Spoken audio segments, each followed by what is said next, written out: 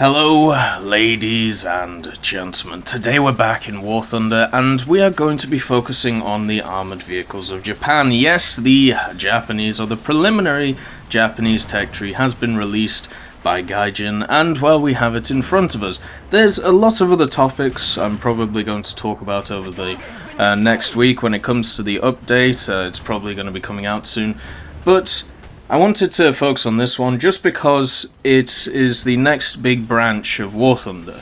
People are talking a lot about ships and everything like that, but I'm pretty sure Japanese tanks are going to be coming out a lot of time before ships. I think ships probably is going to come out maybe February, March, and the Japanese tanks may even come out this week. So, we have the tech tree for them, which is nice, and just as a numbers game, looking at it, the German and Russian trees, which were first revealed, maybe even leaked, if I remember rightly, the Germans had 40 tanks on it, and the Russians had 43. And then we go to the British and the US, which are the two nations which came out after the initial release of ground forces. They each had 30. Now, Japan has 33 on it, so when it comes to initial release tanks, this isn't including the Soons either, this is just including the ones which are definitely in the tree. When it comes to initial release, this is good, because it's very similar to the others which have come out, so we're not getting skimped. The big issue I think Japan's going to have is that there's not going to be a lot of... There's going to be parts of the tech tree which are going to be struggling, and they're going to have to be filled with paper tanks, or they're going to have to be filled with other nations. Kind of like how in planes you have the R2-Y2, and also you have the Sabre. Same as the Germans, they have the CL-13, which kind of crests and finishes off their nice jet line. So, when we look at Japan, something that is obviously missing is heavy tanks. The only heavy tank in this list is the Tiger E, which is the premium one that they're giving away. And I'm fine with that. A lot of people were talking about, is it the OI or the OHE? Let's just have a look. Well, there's the Cheery, of course, which was a big fat thing. But the other one was the OI Super Heavy Tank, which had 3 turrets, weighed 120 tons. I hope that never makes it into game. If it does, it'll be premium. But it's nice to see it's not something that they're spending a lot of time on, at least on the initial thing. So, yeah. Lack of heavy tanks. This may be seen as a bad thing. I don't see it as a bad thing, because in my opinion Ground Forces does not lend itself well to heavy tanks. There are certain heavy tanks in the game which do well, but overall heavy tanks are kind of useless. When we look at the Churchills, they really struggle unless you have a really good group of them. The KV series is one of them which is kind of interesting. The L11 is pretty good. And so is the ZIS-5, but when we look at the most recent one, the KV-1S, that struggles because of its turret. When we look at the American heavy tanks, even with buffs, I mean they buffed the M6 and the Jumbo, actually making their armor useful, they're still not something you would take over something like a 76 Sherman. When we're looking at realistic arcade or simulator, anything like that.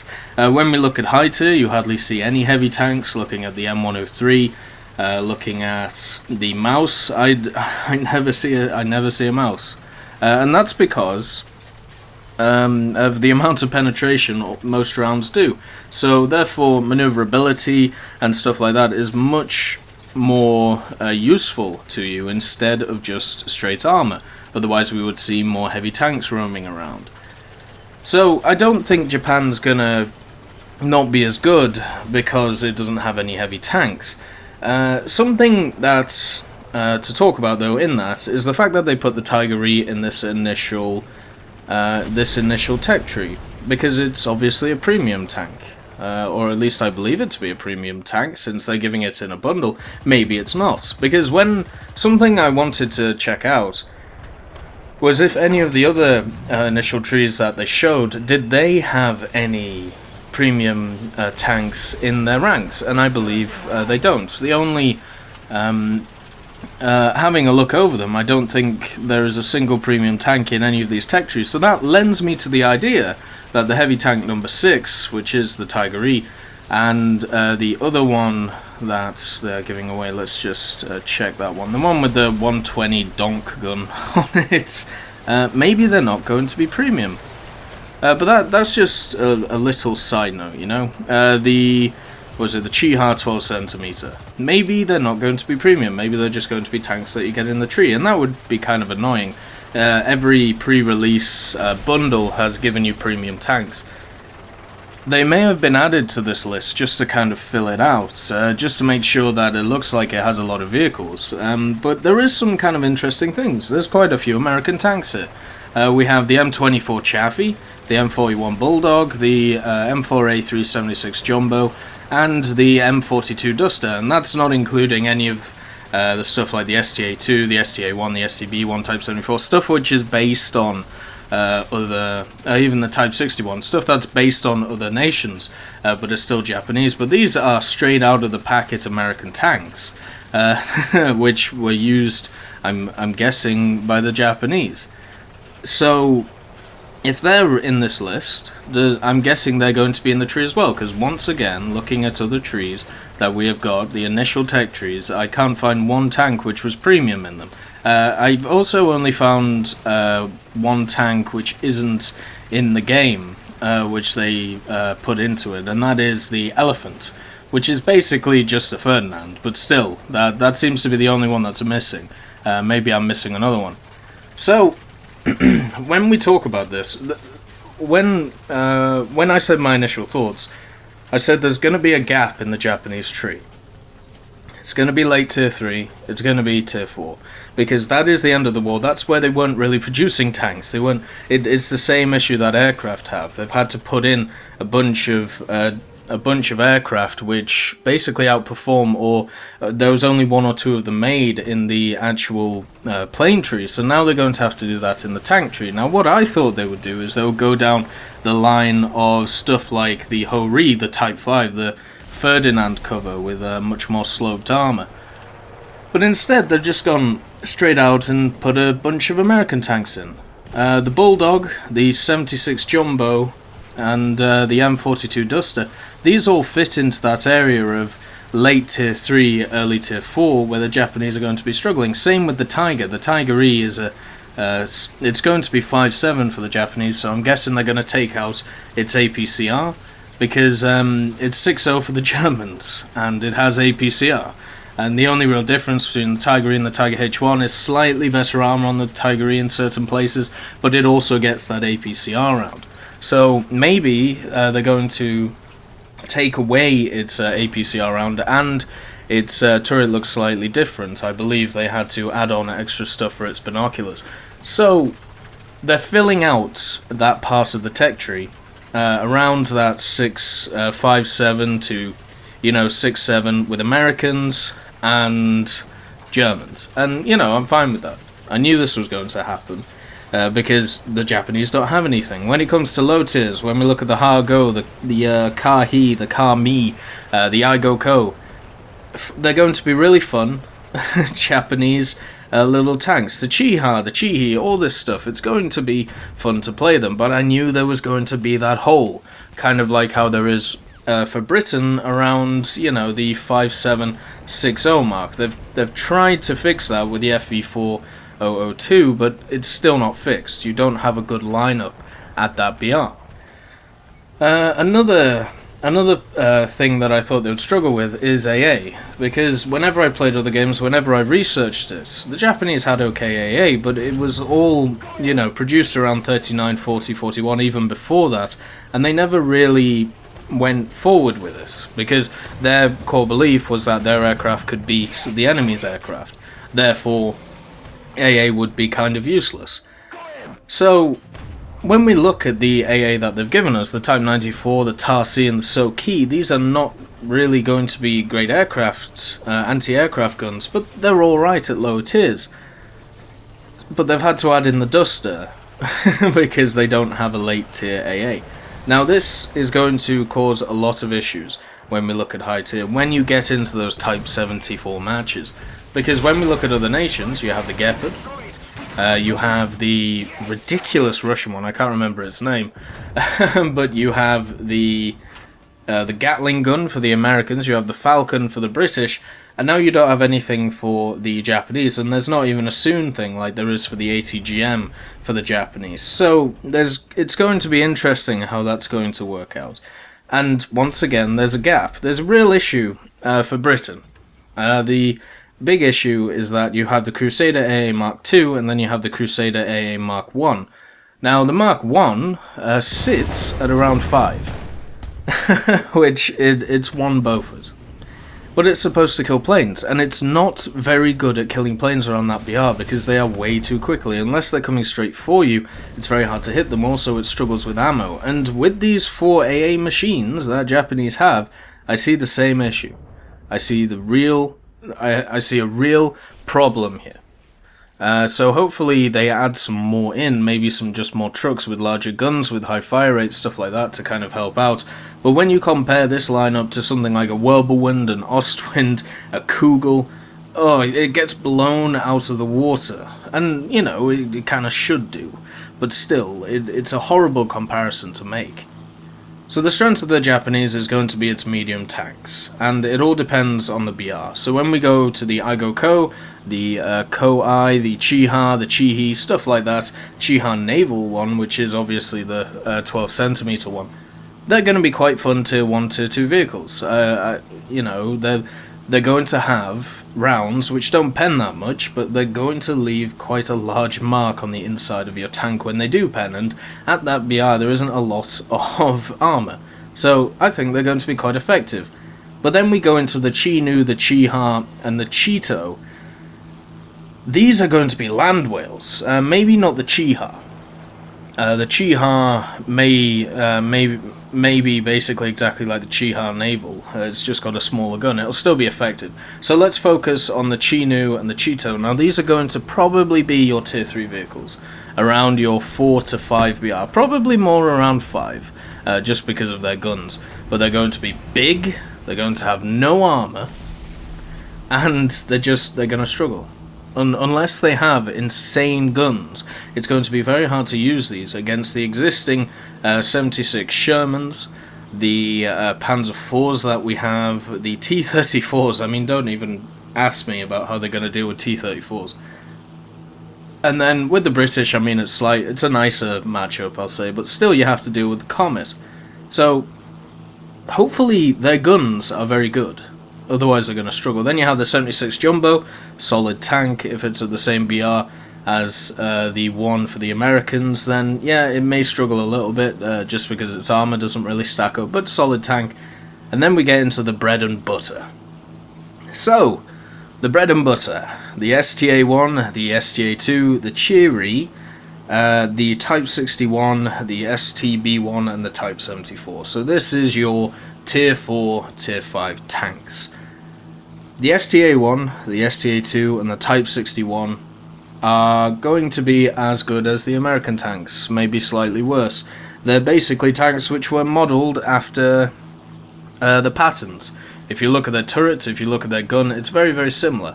So yeah, they can play around with the armor penetration and the amount of damage that they do, but there's not going to be a big difference between them and something like a pattern. They're going to be fun to drive as long as they're around 6.3, 6.7, 7.0. So yeah, it'll be nice. They are quite fat-bottomed though, so that may be an issue. I'm really looking forward to use the Type 61 because I think it's a beautiful tank. I really think it looks nice. There's something about that tank. It's very much like my love for the Bulldog. I think the Bulldog is a really nice looking tank, and even though it's not very good in the game, it is just a pleasure to drive. Hopefully the Type 61 is like that. Now, the only thing that's going to hold these guys back is maneuverability. Their guns should be good enough to face what they're going to face, because the way it works in planes is that Japan never plays against Germany, because they're the Axis nations. Even though you have alternative history for Russians against Americans or Russians against the British, you don't have Japanese against German. So the big issue of the Tiger II, around the 6.7, 6.3 BR, even 7.0, but less of so, the Japanese don't have to deal with. What they will have to deal with is the American tanks, the British tanks, and the Russian tanks. So against the Americans, it's all going to be decided by maneuverability. The armor on these Japanese tanks is not good enough to stop a shell, but the armor on the American tanks is probably not going to be able to stop a shell from these 90s either. The Russians, you've got the T-44s, even T-54s. I don't think it's a good matchup. I really don't, because you basically have larger vehicles which are going to be less maneuverable, and also you're not going to pen all the time and they're going to shoot straight through you. One of the big things, thinking about it, which is going to determine how good these ST series are, is if they get heat or not. If they get heat FS or anything like that. If they do, they'll be basically on base with the American tanks. If they don't, they're going to struggle. Now, there's an interesting tank here, the Cheery 1. I'm just going to have a look, because to me this looks like a... it looks like a Tiger. But it isn't. It's the tank that they showed, which supposedly will probably have an autoloader. So, the Cheery 1. This thing is going to fire a lot. It's going to fire a hell of a lot of shells, and it will probably be around the Tiger BR, maybe a bit higher. Depending on the penetration values, it's another one of these tanks which has no armor at all. And that's going to be a real issue for it. And to fill that gap in Tier 4, it should be okay, because it's going to fire a bunch of rounds, and hopefully it does something. Once again, it depends on if they get these high-tier Heat FS shells that everybody else has, or squash head rounds, or even Sabo. I doubt they'll get Sabo, but they might get Heat FS, which would be nice. When we look at the properly high-tier Japanese tanks, the SCB-1 and the Type 74, I think they're going to be completely fine. They've got the wonderful L7 gun, or at least a variant, which is based off of it. It'll probably fire the same ammo, just like every other nation in the game does, apart from British. So, they'll have the Heat FS shells, they'll do well around that 8.0, and they'll face Americans, they'll face Russians and British. And just as a general point, it will be nice as an American tanker, as a British tanker, and facing other things which aren't Russian and aren't German, and aren't a mixture of the two. It will be nice to face a Japanese team, maybe a German-Japanese team. I think that will be nice. It's always nice to have a bit of variety and not fighting the same things over and over again. I'm looking at you, Leopards. So, when it comes to the end of the tank line, I think they're going to be completely fine. They've bridged the gaps with American tanks when it comes to the light tanks and the medium tanks, and hopefully they're okay. I mean, they may even drop the BR of the 76 Jumbo by just not giving it APCR, kind of like what they're doing with the Tiger E, which hopefully is still premium. The other part of the tech tree is the SPGs. Now, there's only 3 of them. The Ho-Ho, the Honi, the Ioni, I believe, and the NATO. I don't think these will be very useful. When we look at SPGs in the game, they're very much like heavy tanks. There are a few which are kind of useful. Some of the lower tier Stugs, the Yak Tiger can be useful as long as it gets a good BR. The Hellcat is very useful, but not in a tank destroyer role. Much more maneuverability and everything like that. Basically using it as a heavy tank, a medium tank or a light tank. And when we look at stuff like the M10s or anything open-topped, the only ones which do well are AA guns, and these are obviously not AA guns. So I don't think that the SPGs are going to be that useful. The NATO looks interesting. I believe it's the NATO, which will be probably around 5.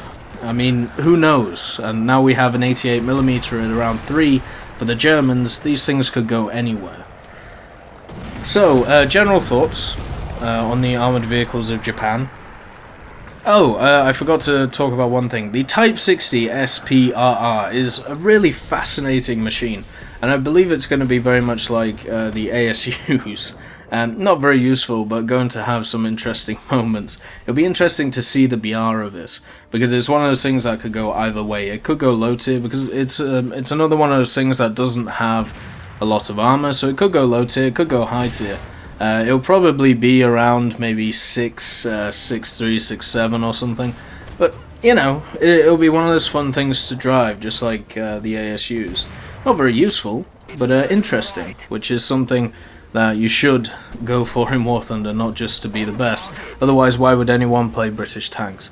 So, looking at the whole tree as a whole, it's nice that we have 33 tanks instead of just the stock 30 that the British and the Americans have. Because it's 33, I'm guessing some of them are premium.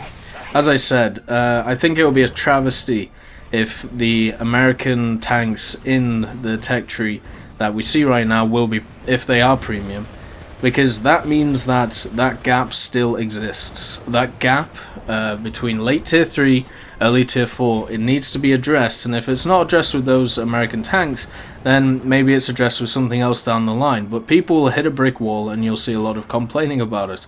And also, the Tiger-E does fill that gap, but it will need support. You can't just have teams of Tiger-Es trying to save the battlefield. Something to also say, just remember, when it comes to when Americans and British tanks were released, there is always that month before, there's always that month after the update comes out, and people are throwing around their opinions about certain things. Just remember that there may be issues with the game, but they probably will get fixed very quickly if there are any when it comes to armor values or penetration or anything. But you need to wait just for a little bit. If you drive out one tank, if you drive out a tank maybe 5 times and decide that it's terrible, maybe you're not giving it a fair stick, and I feel like this is going to happen with the Japanese tree. A lot of people in the first month are going to say it's terrible, or it's really good in certain areas and terrible in others, and all I'm saying is just wait for just that little bit, just to see if people figure out how to use these things. Because we have had it in the past, where the same thing was said about a lot of tanks, which are now deemed as very good tanks, and it's better just to, you know, be a bit patient and see if people can work out how to use these. Because a lot of people are going to use these like American tanks, a lot of people are going to use them like Russian or German tanks, and they're going to get absolutely destroyed in the water. So it's better to just relax and see what their playstyle is before jumping to conclusions. But anyway, in the next week or so we'll probably have some more videos looking at some other stuff, but this is just a general preliminary look at Japanese tanks. Hopefully they're pretty fun. I'm gonna at least enjoy tier 1 to 3. After that, we'll have to see. I'll catch you next time.